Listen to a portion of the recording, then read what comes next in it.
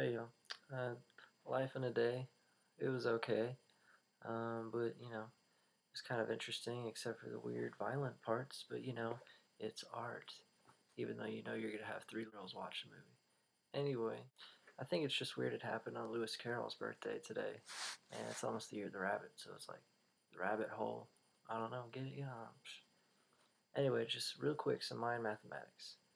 It's so interesting, 1366, 560, divided by 187 in the Maurice Cotterill mathematics and sunspot cycles is 7307. Divide that by 20 again is 365. Whoa. And if you do it the other way, 3066 560 divided by 20, you get 68 328. And divide that by 187, you get 365. It's just, it's a little creepily accurate, of course, for a bunch of, you know, medieval savages according to, Western society. I think it's weird that Babylon, the first four letters signify baby, and it's like one of the first, real places in the world. And I just started reading Wagner's autobiography, and he's saying that, Wagner, the guy who hung out with Nietzsche, did Ride of the Balkans. His dad's name was Frederick, and his younger son's name was Adolf. I think that's weird because obviously Friedrich Nietzsche, but also Adolf Hitler liked Wagner because he was anti-Semitic, and that's why Nietzsche hated Wagner. And yet Hitler liked Nietzsche. Doesn't make sense. Started reading Arthur Conan Doyle. Turns out he's really into like psychic phenomena and UFOs and weird stuff, even though Sherlock Holmes is real logical or whatever.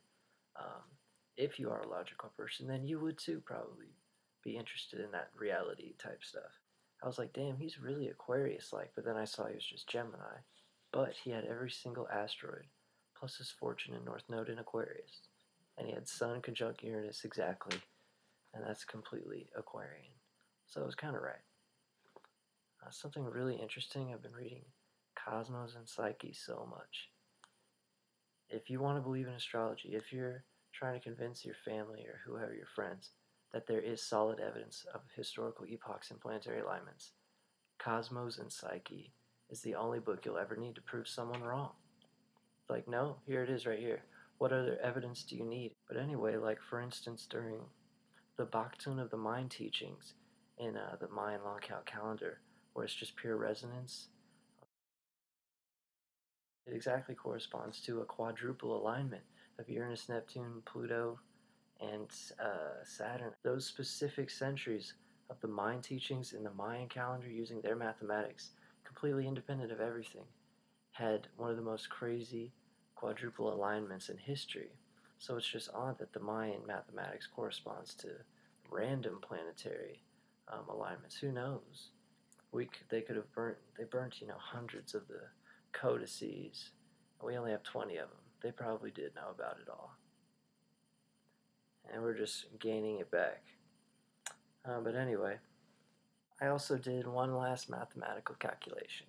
1366 560 divided by 1987, my year of birth, year of the harmonic convergence, year Aguila Ceteris Galactic Wizards would have, come down, to raise us up. Anyway, the answer is 687.7503.775. And 1687 was right when Newton published the Principia, and the year before Swedenborg was born.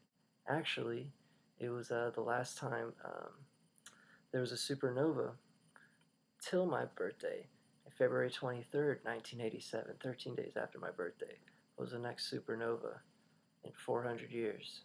I'm not saying that has to do with like my soul being transported here, but I think it has to do with a lot of old souls coming at certain intervals. Like 87 was specifically when Mayan shit was becoming more interesting. So my whole personality is an embodiment of that fulfillment, hopefully.